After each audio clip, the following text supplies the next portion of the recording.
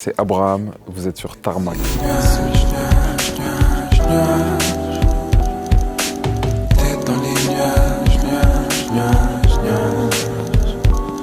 Tendance à travailler à n'importe quelle heure. Moi, je suis beaucoup du matin. Donc parfois, je vais enregistrer à 5 h du matin, 6 h du matin, 7 h du matin, parfois le soir, parfois la journée. Enfin, j'ai pas vraiment d'horaire. J'essaye de suivre un peu mon instinct par rapport à ça. Et en fait, il y a un truc tout simple, c'est que parfois, je peux pas crier quand il y a les voisins qui sont... il y a des cloisons assez fines chez moi.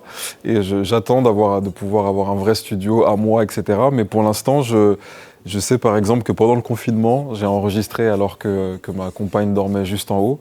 Et du coup, j'ai posé ma voix plutôt dans les graves et plutôt un peu avec cette retenue, effectivement, peut-être.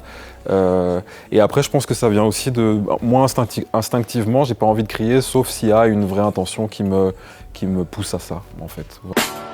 Laissez-moi fouler ces vallées de solitude, sans redouter vos inquiétudes, sans menacer vos habitudes, sans que de moi vous ayez pitié. J'ai été influencé, surtout par Q-Tip. Aujourd'hui, je vais dire surtout Kendrick Lamar.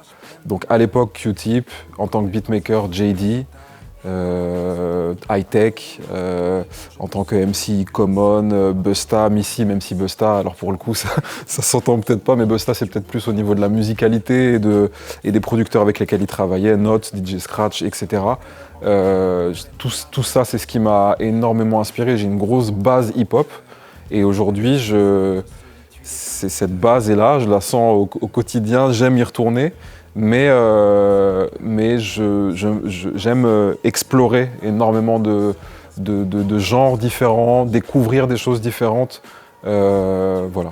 Les gens se hâtent, traînent jamais la patte, ont la patience pas si fat que ça.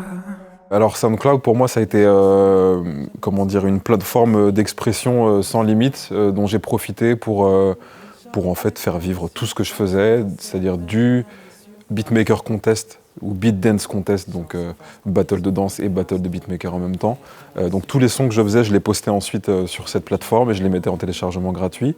Et tous les projets que j'ai sortis ensuite, les beat tapes, etc., je les mettais aussi spontanément sur cette plateforme, ainsi que pas mal de collaborations que j'ai pu faire ou par exemple, pendant le confinement, l'Alphabet, qui est un projet où je sortais un projet par jour, un son par jour, pardon, qui faisait parfois référence à un projet, j'ai mis ça sur SoundCloud aussi. Donc en fait, c'est la plateforme sur laquelle je m'exprime le plus et qui me permet le plus de liberté. Voilà. Les choses en couleur, faisons fi des douleurs ou donnons-leur moins de crédit, ce ne serait-ce que pour quelques heures.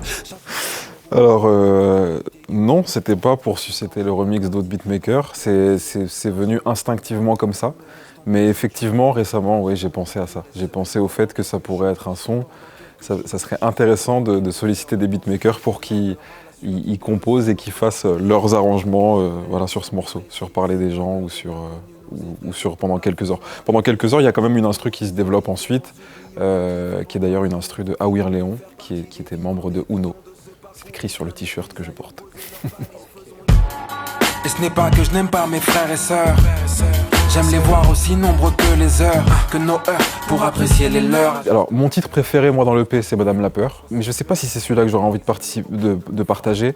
Je pense que ça serait plus Pendant quelques heures, qui pour moi a quelque chose de plus essentiel par rapport à la période qu'on vient de vivre et à peut-être à cette connexion au présent. Je pense qu'il peut tous nous faire du bien et peut-être ne pas perdre quelque chose lié au temps, à notre rapport au temps, qui a forcément dû changer par rapport au confinement. Et je trouve qu'il y a quelque chose d'intéressant là-dedans. Voilà.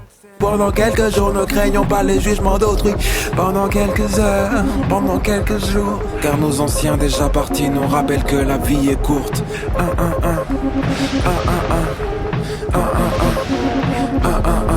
Pendant quelques heures. C'est vrai que ce TEDx Talk, c'était un vrai challenge. Et d'ailleurs, les jours précédents, franchement, j'étais pas bien, j'étais pas prêt du tout.